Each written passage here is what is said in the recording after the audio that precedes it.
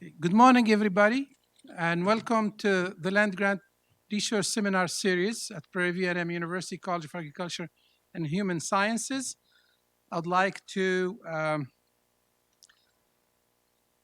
introduce today's seminar. Before that, I would like to welcome our visitors. We have a few visitors here. We have Danny Kainer from Lone Star College. He's visiting, attending the seminar. Also, Dr. and Professor Craig Mitchell. He's was one of our speakers 2 or 3 weeks ago, I guess. And also, of course, recording in progress today. So with that, I'd like to introduce our speaker for today, Dr. Ira Ike Levine. He is a professor and president at the University of Southern Maine and Algae Foundation, the president of the Algae Foundation. So Dr. Ira Levine is a tenured professor of natural and applied sciences at the University of Southern Maine, and he is the president and board chair of the Algae Foundation and the CEO of Algal Aquaculture Professional LCC. Recently assigned as the director of the 2022-2023 Algae Prize, a national algae-based student competition with an interesting award of $25,000. So I think we should. I hope our students who are joining us can hear that very well. $25,000. That's a very interesting prize there. So Dr. Levine was elected as the 2017-2018 University of Southern Maine trustee professor. He also was awarded the 2016-2017 U.S. State Department's Distinguished Chair Fulbright and the 2009-2010 U.S. State Department's Fulbright New Century Scholar. In 2007 and 2008, he was a visiting professor of biology at Duke University. Dr. Levine combines 35 years of applied and basic engineering. His farming experience include open ocean and pond cultivation in Canada, China, Indonesia, Japan, Malaysia, and the Philippines. And of course, without forgetting the US, including best places in the US, Hawaii, Florida, and Maine. But and he forgot Texas here, but but anyway, so Dr. Levine has authored 36 publications, 9 presentations in 30 countries, 4 book chapters, 1 book and 2 edited books, 28 grants, has been awarded totaling of over $6 million during his past academic career. With that, I would like to welcome Dr. Levine. Ike, welcome.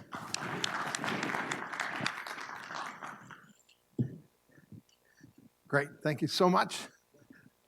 Thanks, Professor Ferris, for allowing me to come here. It's great to be back in Texas, and we liked it so much. The entire ATEC team will be joining us starting tomorrow through next Wednesday to try to plot the future of algae in this part of America. But today it's about understanding the value of algae and everything that has to do with workforce development, education, training for the next generation of algal professionals. Oh, I gotta move her. Oh dear, that's right. And I'm sure for the people who aren't here, but through Zoom, if you could type your questions, there'll be plenty of time later on to work it. So, okay. No, I have my microphone here. Okay, can everybody hear me? Oh, excellent. Almost no one says I ever talk too low, so. So this is where we've been. ATEC is about 6-7 years old, and we approached the Department of Energy and said, you've put in so much money for the commercialization of algae. Where are all the workers going to come from? Where are they going to be trained? How are they going to learn the appreciation and the technology around algae? And they said, we don't know. So the foundation just submitted an idea. And about 6 months later, the Secretary of Energy approved it. So it didn't come from a request for proposals. We just cold called the Department of Energy, and eventually they said yes. And they've been funding us ever since. And so we're in 100 countries. We were in 101 countries, but we discovered Nova Scotia really isn't a country, just a province in Canada, so we had to give it back to Canada and reduce it to just 100 countries around the world. And the red dots and the blue dots are the schools that are part of the ATEC family. So we're in the red, we're in 49 states in terms of K-12. So if you know anybody in Wyoming, if you know anyone who's a teacher in Wyoming, please pass them on to this, and you'll get a gift certificate to Amazon, because somehow we can't break through Wyoming. But other than Wyoming, we're in every state, and including Alaska. We just forgot to put a red dot there. And the blue are our universities and collegiate partners. It's tough to see because Texas is full of red, but we have 6 schools who are members, 6 Texas schools that are member of the ATEC family. And so we've reached about 118,000. And I say about because every day it goes up. Where if you put all of our different programs together, we're in all 50 states. We have developed a set of digital badges, which is really important for people looking for jobs. And it's a way of cataloging and confirming the skills that they have developed. And we heard about the Algae Prize. So this will be only the second time it's mentioned in public because we're still waiting for the final approval of the rules and some of the technical issues, but hopefully it'll start next month. And so this is what we do. This is the last great thing I'll be involved in from a professional level. And so the Algae Foundation started about 20 miles from here at the Cooks Branch Conservancy around the campfire. A group of professors who had been involved with the Algae Biomass Organization decided they wanted to dedicate their efforts to education and workforce development. And so we formed the Algae Foundation just up the road from here. And from that, we approached the Department of Energy and asked them for some money. And they said yes. We partner with the National Renewable Energy Lab. And in partnership, we formed ATEC, the Algae Technology Educational Consortium. And it's a dynamic, evolving organization of groups of schools. Danny Kaner from Lone Star is one of our members. And we're across the country. And everything we do, everything on this entire page is free of charge. We charge no one for anything. Hold it. We charge no one. Yes, we charge no one for anything. And so everything that we develop, we give away for free. And so what do we do?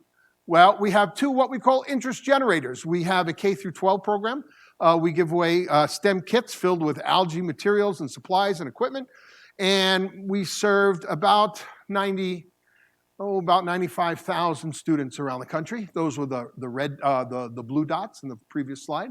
We have something called MOOCs, massive open online courses. Started about 15 years ago. I started at, I think, Stanford, Princeton, and Harvard. They wanted to bring college-level courses to the masses for free. And so Coursera.org is the main holding digital place for MOOCs, and we have 2 of them, the Intro to Algae MOOC and the Intro to Algae Biotechnology MOOC. And we'll talk about that in a wee bit. And then we have 3 sets of learning down here. We have 2 college sets of curriculum, one based at Santa Fe Community College for algae farming, and the other here in Texas at Austin Community College in algae biotechnology. We're in the extension building here, right? This is the extension. Well, we have an extension set of short courses, and that's available on our website, the Algae Cultivation Extension short courses. About 2,000 participants, 100 different countries. And then the micro-credentialing badging program. Now, in the bottom here, we have jobs. We create 0 jobs, no jobs. What we create are the people trained and ready to take those jobs and be successful from the first day. And why is that important? I own the largest algae farm in the United States history, 123 acres off the coast of Maine. We get people hired on a Monday, and 50% of those people wouldn't be working the following Monday. 50% of the people we trained the first week were gone. Think about Maine's a wee bit cold. Algae is a winter crop.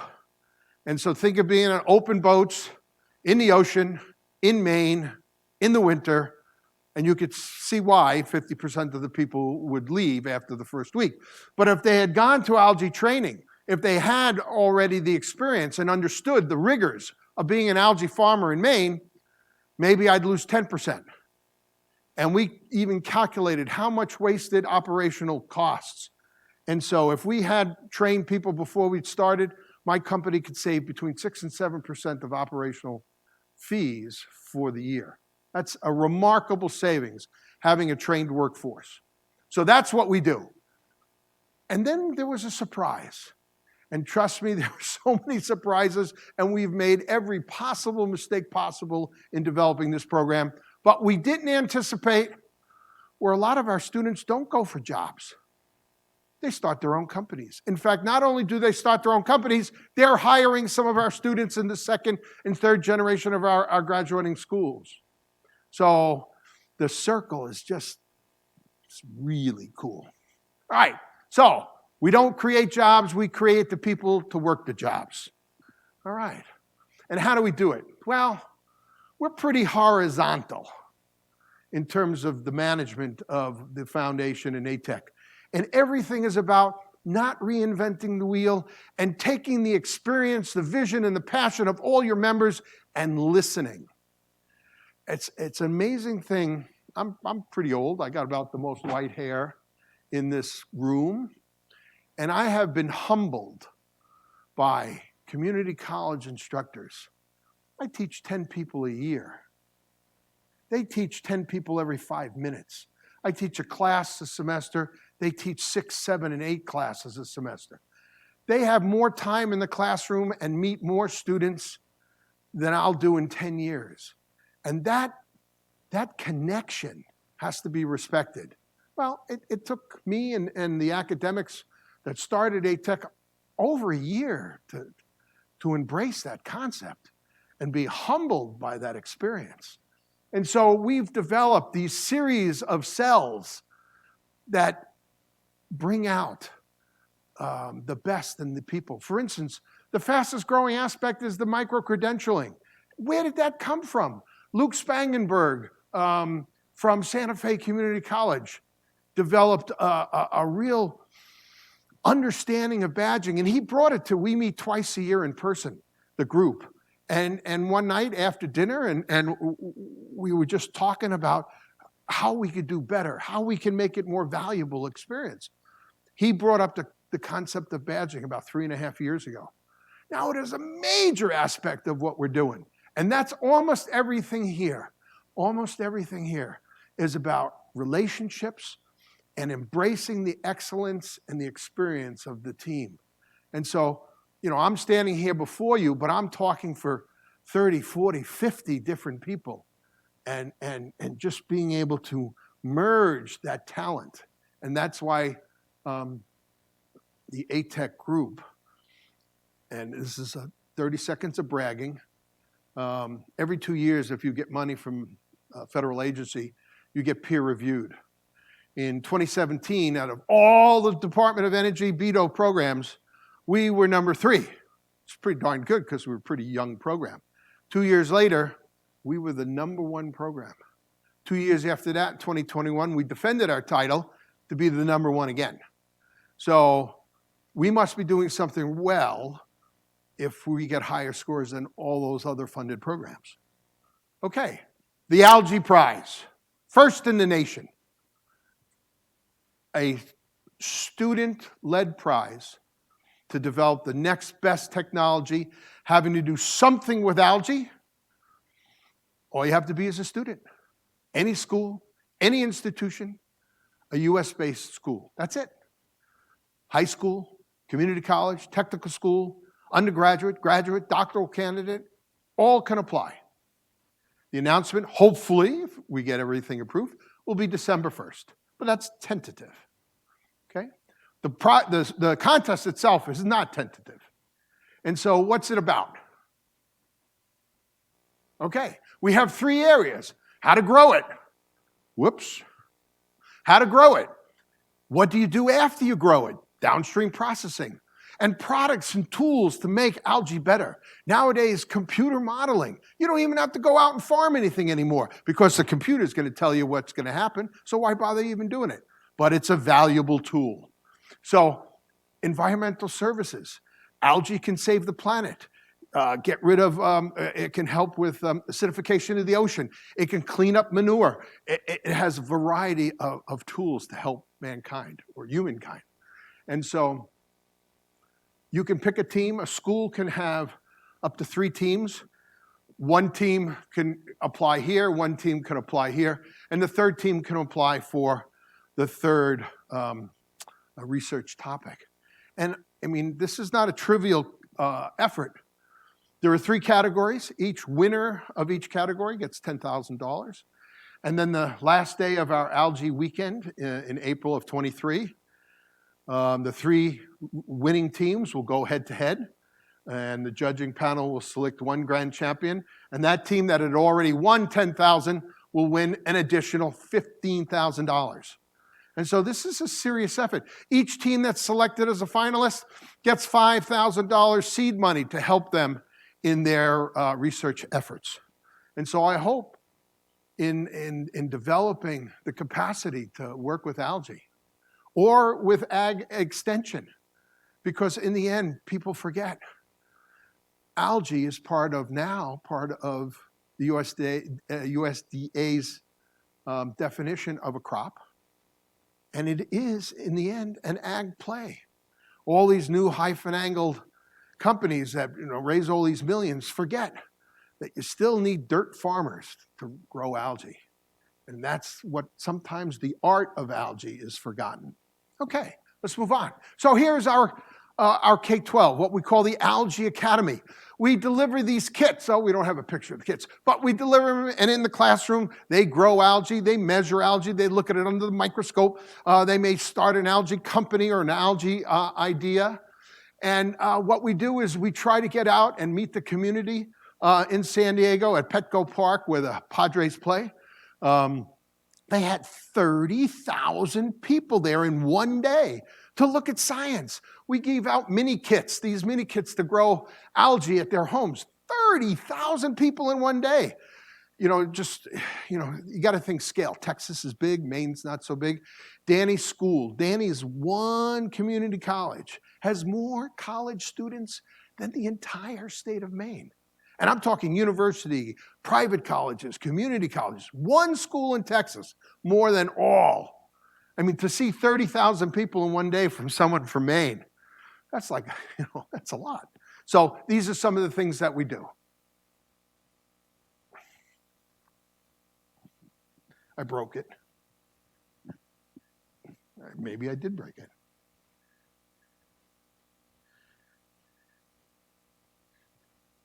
Well, I want to go to the next slide. It's stuck. Oh, okay. So this is how much we've grown. We've grown in the last couple of years. And, the ATEC family, unfortunately, we've had passings, we've had divorces, we've had weddings, but we've also brought new phycologists or algae lovers into the world. And so we are an ever-growing algae family. And as we said, this is our 5th year. We, again, to the dedication of the team, COVID came and shut everything down. We thought we were wiped out for the year. These two folks here, Marissa and Jake Nally, converted the entire in-class experience to online, and we salvaged 2021. And we got about 25,000 students to take the Algae Academy at their home. So again, the COVID pivot, it certainly put a pause in our growth, but we're tickled to think that our volunteers could take their time and convert an in-class experience to an at-home experience and be able to serve this many students around the nation. Well, coming over here, Dr. Ferris was discussing a partnership with Future Farmers of America and high school and outreach. We've just formed an official affiliation with Future Farmers of America, and we're going to convert the Algae Academy's STEM program to an ag-based Algae Academy. And so we'll be developing, the curriculum is just about done and ready for review at the Future Farmers of America. And I believe in the spring, they have like a super core group of schools that we're gonna let test it out in the spring of 2022. Again, a bigger rollout in fall of 2022, and then a full-blown rollout in spring of 23. And so again, micro farms. The one thing the Future Farmers of America discussed with us is they're interested in the entire value stream of ag, which means biotechnology, seed development, cultivar enhancement, agronomy, husbandry, product harvesting, product development, sales, marketing. And so algae does all that. Algae does all that. And so we can incorporate what we do and share it with an ag-centric customer base to make a rich partnership. Okay. Well, we'll go to no reaches. No, we'll go to all avenues to attract new people to algae. So this past summer, my school, Southern Maine, formed the first algae camp. Now, 50 years ago, I was a camp counselor.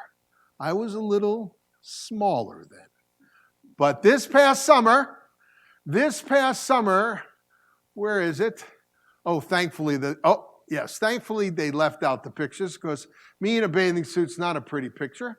But I was the head counselor, oh gosh, the head counselor of the first dedicated algae camp in the United States that we could find, because we Googled algae camp and nothing came up, and we looked at historical records and nothing came up. So for high school, well, this is, I think, grade 7 through 11, we attracted for both freshwater and saltwater. The nice thing about being in Maine is, we're just minutes away from the ocean and broad expanses of rocky intertidals. And we also, in the old port of Portland, which is our shopping, restaurant mecca, they opened up a store dedicated to algae. Who'd ever thunk it? And so we're talking algae food, algae clothing, algae teas and soaps and body lotions and cookbooks and pretty cool stuff. This is Dr. Jessie Trawler from UCSD. We flew her in to be the assistant head counselor.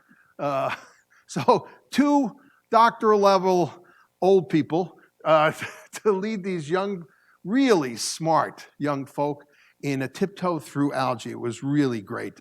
And it was so successful, we're branching out. Just like everything is incubated at University of Southern Maine, they're very supportive of algae and algae education. We're going to take this on the road. So we now have an algae camp for Michigan next year, and again, of course, in Maine. All right, the second part is the MOOCs. The algae MOOCs. What are the algae MOOCs? These are massive open online courses, asynchronous online, free of charge, that anyone could go to Coursera.org and search algae, and our 2 classes will come up. And this is just showing 2 things. One, the effect of COVID on we had upwards of 8 times the amount of new students sign up every week. These numbers come in every Monday, so these numbers are 20 or 30 higher now. but almost 20,000 in our intro, almost 4,000. And here's the relevance. Here's the relevance. Right there. 10% of those nearly 20,000 people, 10% of those 20,000 people got a promotion or a pay raise for taking a free course. A promotion or a pay raise to take a free class. Talk about, business development or professional credits. Yes. I mean, all they had to do is invest their time. So we have two more coming. One is introduction to seaweeds, and the last one, harmful algal blooms. All right. Here is our extension course. This are the numbers of the participants around the world. I get letters once a week, at least once a week, mostly from Asia, occasionally from Africa. Thank you for the course. How can you help us? We'd like to start a farm. We have 10 acres. And, most of these countries, we have people that we know to get them in touch with, to help them with whether it's startup capital or the startup equipment to do algae farming. But it's infectious and it's growing. All right. I was just speaking with Professor Ferris. He also spent time in Hawaii, as I did. Spent about 10 years there. And Windward Community College, I think I taught 1 or 2 classes there in the 70s. And so they are working with native Hawaiian groups to repopulate the back reefs with limu. Limu is the Hawaiian word for seaweed. And limu has been in the diet for thousands of years in Hawaii. And ogo and limu manawea are 2 of the real delicacies that have been lost. And so I'm helping them in the old Hawaiian fish ponds to bring back the old kind algae and seaweeds for the folks. And again, this is part of the workforce development and education. They also have high schools, Waianae High School on the leeward side. And they have been growing algae in tanks and selling it to the local markets. And that's the reason it disappeared. Because you could pick up algae off of the reef, put it in a plastic bag, and sell it for $5 a pound fresh. $5 a pound fresh for something you just pick up off the floor. And the Hawaiians, they'd all have, always know a Hawaiian limu picker because they have really long nails on their thumbs. Why? They can go down and use that nail to clip the algae off the rock, and you leave a little stub of algae, and it'll grow right back. Unfortunately, young people in the last 20 years, instead of doing it carefully, will just rip it off the rocks. And once you rip it off the rocks, it's gone. So instead of having a renewable resource, you have a disappearing resource. And hopefully, this group, unfortunately, they approached me about 6 months ago. Can you help us? Blah, blah, blah, blah. Sure, went out there. I said, yeah. What you're growing isn't what you think it is. So why don't, I could tell you what it is, but let's take it in for some genetic analysis. And lo and behold, instead of growing the endemic Hawaiian species, they had 2 foreign species that they had been growing. Again, they got away from the old ways. They got away from the passing along the knowledge of elders. And so hopefully we can bring that back to them. Okay, so now our college stuff. Santa Fe Community College, an official certificate program within advanced controlled agriculture. These are some of the posters that they put together. But again, this is attracting students from all over the world. This is our student bodies. Because our community colleges are rural, our community colleges are usually in economically depressed areas. We try desperately to involve the underrepresented and non-traditional students that come to these community colleges. The other part of our outreach are for veterans. And so we have schools that are acknowledged and win awards for supporting veterans, and we have minority-serving schools. And so this is have been the focus of the foundation for 7-8 years. It's now become a central part of the new administration's outreach, but we've been doing it for about 7 years. And so what does it look like? These are some of our outdoor labs. We even formed a short-term partnership with the Girl Scouts, and we got our own badges. We got our own badges with algae. And that was one of the ways we started getting aroused with digital badging, was the fact that we got those sewn on our sweaters. So it was pretty cool. Just really cool. And this is some of the stuff that we've made. These are the new courses that we made. Whoops, I wasn't supposed to do that yet. Okay. So here we have Intro to Algae, Algal Culture 1, Algal Culture 2, Algal Culture 3. This is from little isolates to 10-liter photobioreactors, from 10 liters to over 500-liter photobioreactors. We have harvesting. We have a capstone project here. But these were 4-credit classes, lecture lab all combined. With COVID, we completely revamped everything and turned all of our classes online. But what do you do with the labs? So what we've done is created separate 1-credit labs and 3-credit lecture courses. We offer the online courses throughout the year. And then we have 1 week or 2 weekend intensive lab courses where people come and finish up the 1 credit. And this model has turned out to be tremendously successful. The other thing is the online stuff. We've gotten applications, I think, from 17 different countries. But you learn. We had to reject them all. Why? Because someone in the State Department said, if you're taking an online course in America, you need a student visa. If you never leave your country and you just go on your computer, you need a student visa. And in the last 4 years, student visas were not that easy to come by. So we're working with the New Mexico congressional delegation to somehow change that. But you find out the most ridiculous things in this part. So this is what being an algae farmer looks like. You got things that love algae, you got things that hate algae. Everything that you do with the A and A&M, we do in algae. You got pests, we got pests. You got disease, we got disease. You got critters growing on the things you want, we got critters that are growing on things that we want.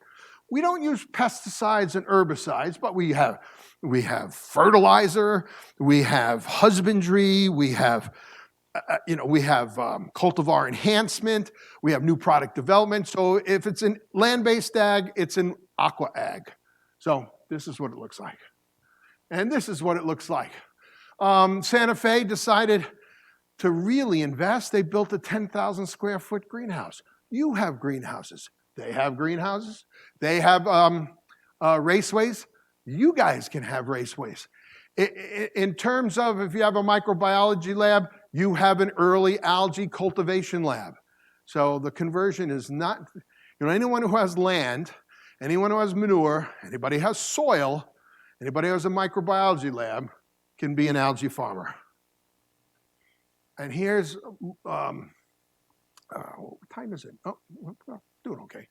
Here's our badging situation.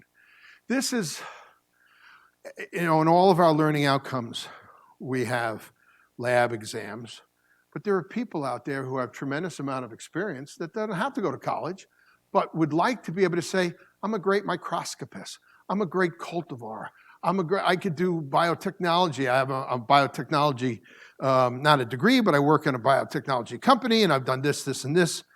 Yeah, that's nice. You put it on your resume, and someone looks at it, yeah, that's nice.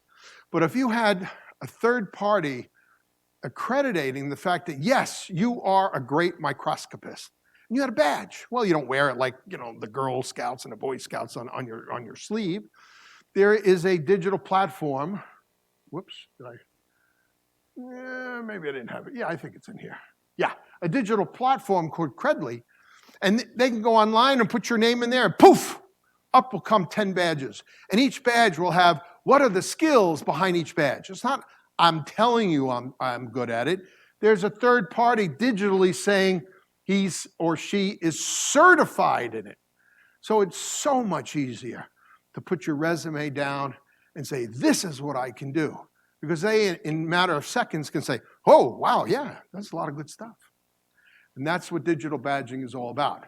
It's also a powerful tool for you guys because you can just click on one of these keywords and up will pop up who's hiring, where are they hiring, how much are they going to pay you. When we went to the industry to look for, to get a national certification or an acknowledgement of this program, I clicked on one of the words and 3 of the companies in the room popped up. What city they were hiring in, how much they were paying. They were a little aghast at that. And what was the job? And what were the skills needed for the job? So this is a great tool for both workers and employers. Okay. Oh, come on. Okay. Oh, I didn't want to go that far. So we create a new class. This is the Intro to Biology class. Hasn't been given yet. Probably start in September. It is a mass of lectures. You can see there's a fair amount of people who are involved. But we want more outreach. How can we get more outreach? And this is what generally the information you might find in a single slide. And this can either be an online course because all the lectures are recorded by different professors. But we're also reaching out to our constituents because we have a lot of farms in Southwest part of America. And maybe English isn't the first language in the Southwest part of America. So we are actively involved in translating this course, and we will eventually do all of our courses. We're also in the beginning stages of translating it into Native American, working with the Pueblos first, and Hawaiian. And so, again, how can we best break down the barriers for non-traditional students, students that have been underrepresented in the past? And this is another aspect of what we're trying to accomplish. And what can they do? Santa Fe Community College, a community college, won first place in a national engineering competition against engineering schools by taking algae and cleaning up uranium mine wastes. And it turns out that algae love to suck up radioactivity. And they created this system, and they won, this gold prize and trophies, money. And not only, the trophies are nice, and the money was nice, but the fact that these community college kids who came to Santa Fe just to get trained to get a job, any job, that's not right, not any job, but a job that they could do, ended up thinking, we're smart as these guys are, those gals, graduate students, we're as smart as they are. And what happened is it became a seed, and that seed grew, and 50% of our community college kids are not getting jobs. And why am I celebrating that? Because they're getting full rides to New Mexico State and University of New Mexico, and 3 of them are now in graduate school because of the self-awareness and the confidence that they're as smart as the other guys are, that these gals are just as good as the gals in graduate school. And just that belief system moves mountains. Moves mountains. It's amazing. Okay. And in fact, it came yesterday, a memorandum of understanding with another national laboratory. Why is that important? LANO, Los Alamos National Laboratory. That's because they have 3 sets of paid internships. You got a community college degree, they're going to pay you to be there for a year. You got a college degree, they're going to pay you to be there for a year. You're a graduate, you have a graduate degree, they're going to pay you to be there for a year or 2, a high-paying job in a national lab to learn and get paid while you're doing it. These are the best national internships available. And now we are a direct clearinghouse for our students to get in. That's nice. All right. Texas. University of Texas at Austin, the director of research at the largest algae culture collection in the United States, is an ATEC family member. In fact, we hire her, we get 25% of her time. You know, you got not Dr. Phil, that's the wrong doctor. What's the Bill Nye, the science guy? Well, we have Shona, the science gal.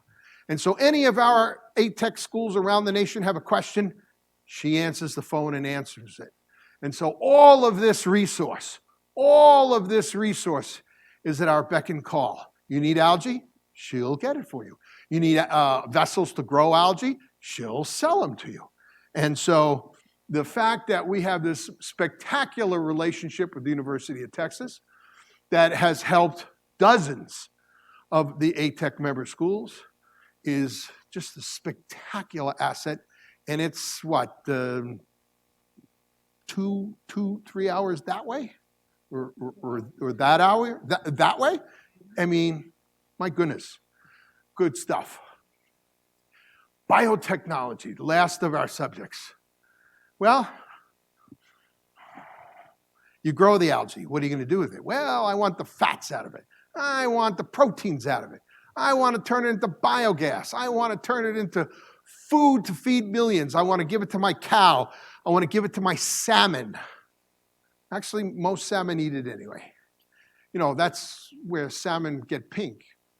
Do they sell salmon in Texas? It's a long way. Do you get salmon in the supermarket? Okay. I thought it's just like, you know, it's far away. You got to fly it in. So salmon is red for one reason, because they eat green algae. I know that sounds weird. They eat green algae and they're red. Well, because all the really red stuff, the pink flamingo, shrimps, they get red because they eat green algae. It still sounds weird.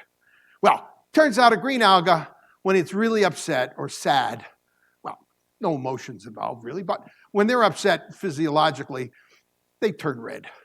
And so that red goes up the food chain, and if you didn't have Haematococcus, you wouldn't have red meat and salmon. So here is a series of laboratories that we have developed. Now, you could take them all. Any MOU, any memorandum of operate, any member school for ATEC gets all this stuff for free. So if they want to teach one class, you know, how to take lipids out of algae, okay, you can use one lab. You want to take the whole primer, you get all the primers.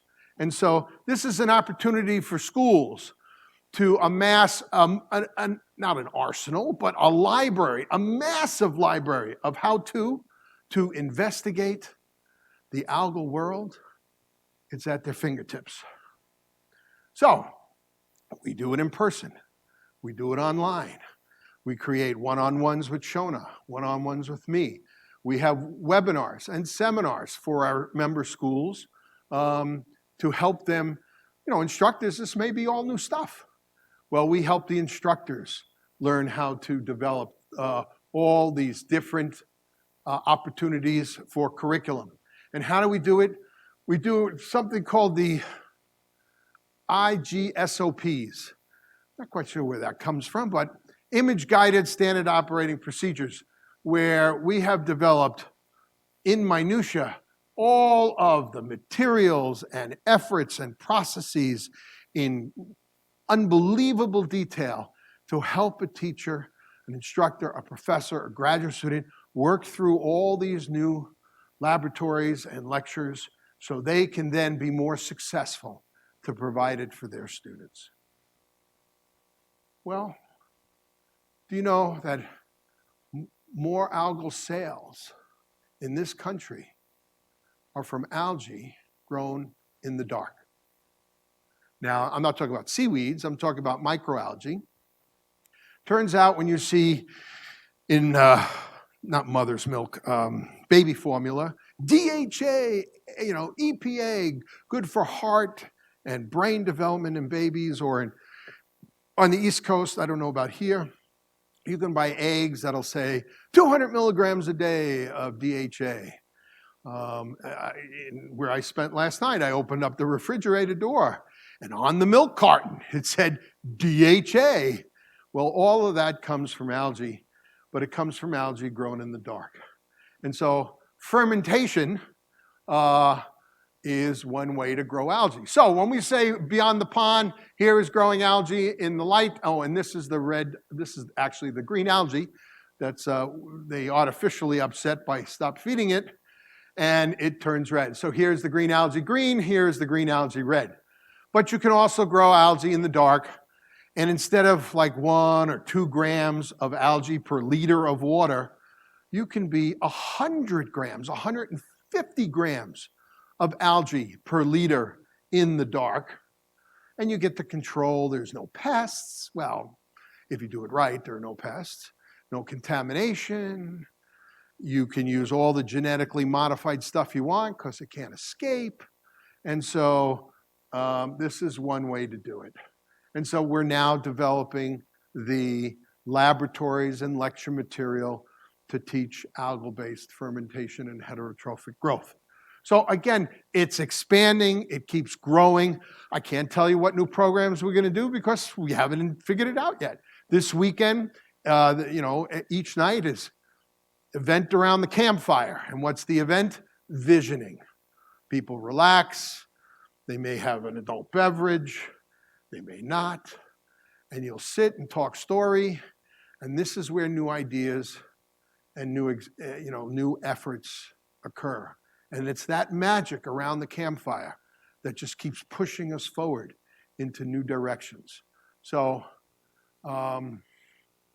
this is some of my favorite stuff. A new product from a really odd algae that loves acidity. And you can grow it in the dark now. And it will make this amazingly blue pigment.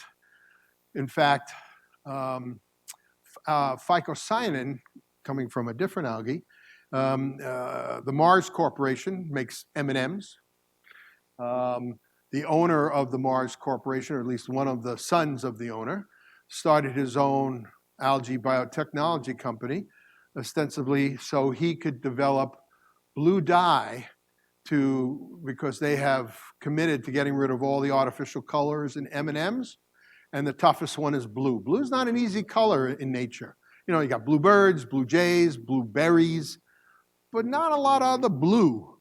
And so allophycocyanin and phycocyanin, phycocyanin has been approved to be the blue in M&Ms. And in that one agreement, doubled the amount of spirulina, a microalgae, that's needed in the world. And so here's another source of really, really, really pretty blue dye. And again, everything we do is about the young people having a new option for the rest of their lives. I mean, growing up when you're 5 years old and someone asks you, what are you going to be? I'm going to be an astronaut. I'm going to be a ballerina. No one asked me about being a ballerina, trust me. But what are you going to be? I'm going to be a fire person. No one grows up and says, I want to be a phycologist, which is playing with algae. But there are a lot of us out there, and algae has been really, really good to me. And now I hope algae, someone in this room, algae could be really, really good for you. Because algae in this crazy world we live in with global climate change and an ever-changing environment and natural foods and where's the protein going to come to feed 10 billion people? Algae may be the key. Algae may be the key to clean water, may be the key bringing back good soils. It may be the key to saving the ocean. I mean, those are pretty big statements. What happens if only one of them is true? Just one. Pick either one. Imagine that. Just growing this stuff that we used to say, ooh, yuck, stinky. If you live by the ocean, it's the gross stuff that dries up on the high tide mark. If you have, in Maine we have Sabattis Pond, which is near a big chicken factory. And sometimes they just throw the manure into the stream and it ends up in August, Sabattis Pond's split pea soup. Kids don't want to swim in that. It gives algae a bad name. So our job is to give algae a good name. And because it deserves it. And the DOE thinks so too. The DOE is really involved with workforce development and job training. They've created the career exploration wheel. So, I mean, I grew up, I never knew any of this stuff existed. Maybe it didn't exist a long time ago. But if you click down here, what's it say? Sciences, we show up. So the DOE has enough faith in algae to invest between $30 and $50 million a year and to offer us space on their websites. And this is the thank you page. And if you'll notice, these are just some of them when we ran out of space, but we have 1, 2, 3, 4, 5, 6. 6 Texas schools as part of our group. We couldn't do it without our partnership with industry. For all of our learning outcomes, all of the skills that we are teaching throughout all of our curriculum come from industry. I mean, what good would it be if we decided, oh, this is what our students should know, and then they go to work for a farm and the student walks in, yeah, I know everything. I've got a degree in algae cultivation. Well, they may not know jack. I mean, I was a doctor of algae, and then I lived on a farm in Japan. I actually slept in the room with the grandbaby and lived there 6 months to learn how to be an algae farmer, what I call a dirt farmer, getting the stuff under your fingernails every day. And that's where I learned the art of growing algae. Yeah, in a laboratory and at the university, I learned the science of algae. But it wasn't until I was living on a farm in Japan or in the southern Philippines or Indonesia for a different kind of algae that I learned how to be a real farmer. And it's the marriage between the art and the science that will make you successful. So with that, I'd have to say, any questions?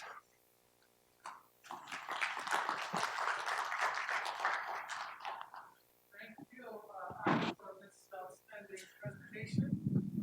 And we open the floor right now for any questions or comments, and we have one already. Yes, sir. Thank you very much for the presentation. I am Samuel Sampson, a specialist in the Corporate Extension Department. I have 2 questions. Number 1, we have 2 buzzwords around here, food insecurity and water conservation. The first question is how does algae contribute to alleviating those 2 problems? And the second question is, you mentioned that the algae is used in getting rid of radioactive material. What happens to the algae? Does it turn radioactive? Thank you. Well, Welcome. In terms of radioactive algae, I tend to feed it to all Boston Red Sox fans. No, that's a joke, but coming in Maine, if you're either a Yankee fan or a Red Sox fan, and I'm not a Red Sox fan. Okay, first question, food insecurity. Let's see, this is Eastern Asia, Southeast Asia, Southwest Pacific, Pacific Islanders, the Atlantic coast of both Europe and America. Seaweeds and algae have been part of diets for thousands of years. The first notice is from about 5,000 years ago, 3,000 BC in China. And so algae has always been part of the food chain. In terms of what we envision now, we envision that algae may become the next generation of protein, single-cell proteins, or the next generation of protein for human or animal-based diets will either come from bacteria, fungi, insects, or algae. I mean, and so there's no getting around it. You know, I've been involved with the pet food industry in terms of where they're going to get their next source of protein from 20 years from now, 50 years from now, especially as the populations for everything go up. So in terms of lipids and proteins, algae can certainly be part of food insecurity. In terms of direct consumption, it's a tough sell in the United States. But kelp, you know, with the renaissance of kelp farming, there have been massive publications and cookbooks about seaweed consumption, direct consumption. That's eking up slowly. But then again, I never heard of kale until 10 years ago. And now kale is everywhere. Well, kelp is the new kale. In terms of radioactivity, yes, that is an issue. In fact, in the 50s and 60s, when nori, the stuff that's used in sushi bars, was being farmed commercially, Tokyo Bay was the home of many traditional nori farms. And it turns out nori commercial reds are spectacular in absorbing heavy metals. And it turns out if you ate the nori sheets from Tokyo Bay, you'd end up glowing in the dark from cadmium and molybdenum and mercury. And so they banned it all. There is no nori farming in Tokyo Bay anymore. The closest is the external part of Chiba. And so it becomes a special waste. And so it'd have to be dried or landfilled in a special landfill. Or, high energy pyrolysis. Hey, any other question? Yes, sir. In the back. Same question about the nuclear waste. Do you think the algae can grow in the nuclear waste, or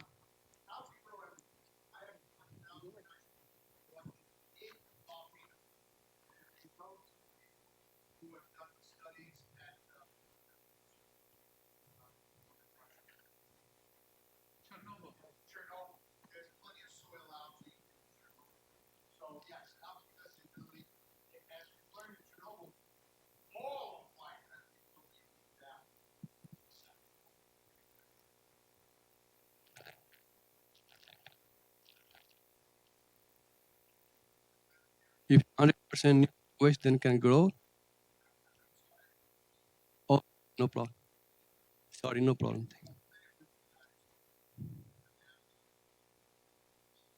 Okay, thanks. It's a safe one without nuclear. Yeah, it's pretty safe. Good morning. How you doing? I'm doing pretty darn well. So quickly, you showed. For the people at home, could you use the microphone? Oh, I'm sorry. Okay, is that better? Cool. Okay, so you showed the reactor. Yes. So when you increase the pressure and increase the temperature, you change the composition of the bioactives. So are they still? You still have those bioactives present?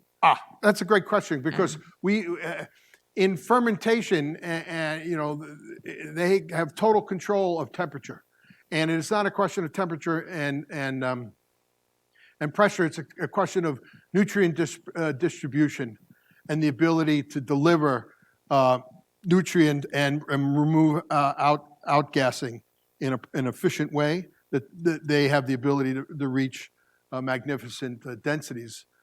Not approaching peanut butter, but reasonably close. But in terms of that question, algae, we've had when you talk about denaturing the really valuable stuff, we had a product out of Japan. One farmer developed what we call medical nori tea. Because normally when we make the nori sheets that you have a sushi bar, you dry it at about 105 degrees, and normally that will denature some of the vitamins. And so at about 93 degrees, which maintain the vitamin structure, and then made a tincture out of it, and it had some very valuable results. So yes, temperature and processing of algae in terms of health benefits can be very significant. Any other question, please? Anybody from home? I don't know if the Zooming people. From the online. Can you check on that, please? I don't see any in my email. Okay. We have another question by Dr. El Hassan. He's going to ask you a question here. Thank you very much for this enlightenment presentation. It's very inspiring. For the first time I hear these things, but yeah, what about the algae production from fresh water? And Okay. that will lead me to another question, urban algae culture. Yes. For food production. Yes. And that also will lead to another question. We have a lot of issues with wastewater treatment, fresh wastewater treatment. Not only the treatment, can we also incorporate food production out of this? Thank you so much. Okay. First thing was, what about freshwater cultivation of algae? Well, algae is a big word. It's separated into two categories, the macroalgae, the seaweeds, or the phytoplankton, or the microalgae. So 99% of all seaweeds are marine. But when it comes to microalgae, there are marine microalgae, brackish water, and freshwater microalgae. We have a tremendous amount of freshwater microalgae farms. We have two commercial farms, been around for 30, 40 years, one in Hawaii, one in California, Earthrise and Cyanotech. You have other smaller farms. You have massive farms in China. You have some in India with, what the heck's their name? I'll remember it. And so you have probably several thousand tons of dried microalgae being produced, mostly for nutraceuticals, or you've seen green chlorella shakes, or you may have seen the little pills, that you're supposed to eat from spirulina. Spirulina theoretically is one of the miracle foods that, from a health perspective, protein, vitamins, minerals, and health benefits. So that's expanding all the time, but water is an issue. But they can recycle freshwater algal water medium, almost 97 to 98%. They use the Zobe harvester out of San Diego, so that's a possibility. And in terms of wastewater, your question, algae, there are algae ponds that have been used for secondary, mostly tertiary wastewater treatment. And that algae can then be used, if it's human waste, then you can't use it for food, but you can extract the lipids and convert that to biofuel. You can extract the pigments and use that within the pigment industry, but certainly not for confectionery and human usage. So, there is a restriction on what you can use algae used in human sewage treatment facilities because of the concern of viral particles. Well, we have Craig, if you can hold on a second, let me take this Look question at online. Unbelievable, high-tech stuff. We have a question from one of our extension leader, Dr. Okia Drohod. She's the program leader of our 4-H youth development. Remember, we were talking about 4-H on the way here to the seminar. She's saying, fascinating presentation. I see the Algae Summer Science Institute was funded by an AFRI grant through USDA NIFA. Has there been any consideration of working with 4-H on a national level in addition to FFA? I love this question. One, because, I grew up in New York City, not so much for 4-H in New York City, but my wife grew up in Michigan, and she raised cattle, and, would do that her entire life. So she is a 4-H'er for life, and she asks me this question at least once a month. You've made an arrangement with FFA. Why the heck haven't you knocked on the door of 4-H? And the question is, I'm dying to do it. I'm willing to do it. I want to do it. I stole that from the, where did I steal that from? Movie? Yes, not The King and I, My Fair Lady. Okay, but the point is, it's taken us quite a bit of time to convert from Algae Academy to an ag-centric curriculum. We want to get it tested out. As soon as we start getting it tested out, we will be knocking on, and I invite your chair of extension to contact me and open the door between us and 4-H, so you could tell her she's going to save my marriage. Oh, okay, good.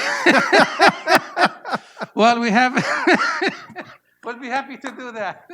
Thank you very much. Okay, I think we have one last question here before we break for lunch, and it's from Dr. Craig Mitchell. Remember him? He was here virtually.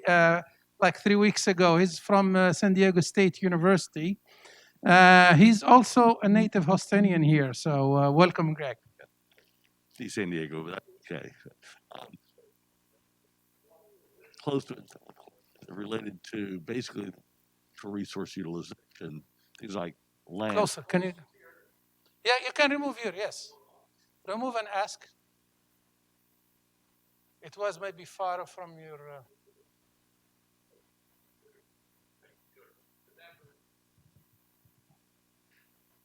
I'll just speak loud. It's for the people at home. Hello, this is working. The question about water, the question about if you could talk a little bit about the efficiency of, let's say, protein. You mentioned protein, the efficiency per unit water, the efficiency per unit land, the efficiency per unit nutrient, per unit topsoil. We don't need topsoil. So the thing is, the natural resource utilization is a really strong driver for why this could scale up. If you talk a little bit about that. Okay.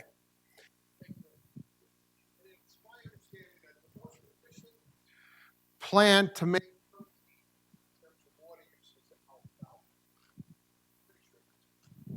so if you had 1,000 gallons of alfalfa, you're going to make X amount of tons of protein. If you take 98% less of that, 98% less water, you're going to still make more protein with algae.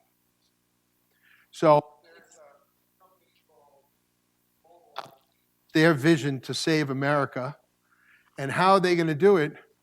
By building 1,000-hectare algae farms. And the importance of it is, if you use the algae from these farms just to feed cows,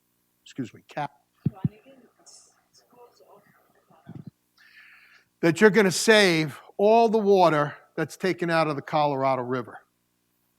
Imagine that. You build a 1,000-hectare algae farm, and you're going to use the protein from that farm, and you're going to be able to get water into the Gulf of California because it's not going to be needed to fertilize, to irrigate alfalfa. And so in terms of the yield per acre, I think algae is 30 times more protein. And in terms of, even more importantly, is over 90% less use of water. So imagine that.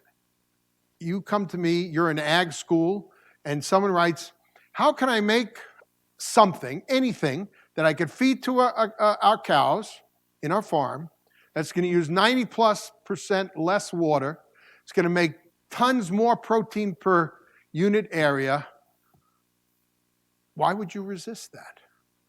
Maybe you don't understand algae. Maybe you're afraid of algae. Maybe lack of knowledge or experience with algae would hold you back. Well, that's why we're here. That's why we have such a large Texas contingent, because we believe in the capacity of algae to change the material face of the United States and the world. Because, I'm old. I'm going to be fine, whatever happens with global climate change. But I'm terrified for my grandkids. And I just had twins. And so what is the world going to be like in 40 years when they're starting to raise their children? And that frightens me. And that's why I'm cool. You're going to laugh. I've been a science nerd or a science geek my entire life. I mean, until about 7 years ago, my daughter, she goes, Dad, you're cool.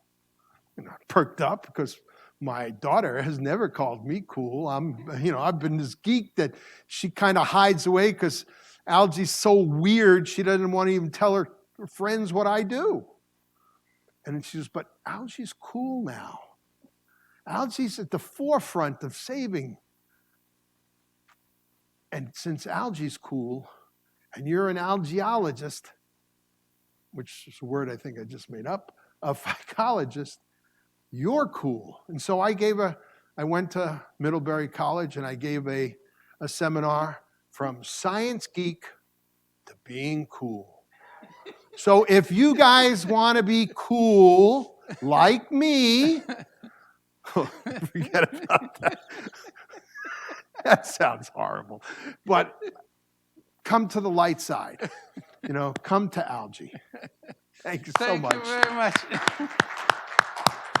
Thank you very much, everybody, and see you next week. Appreciate the nice talk. Please, if you have any question, you can connect with Ike or Craig for that purpose.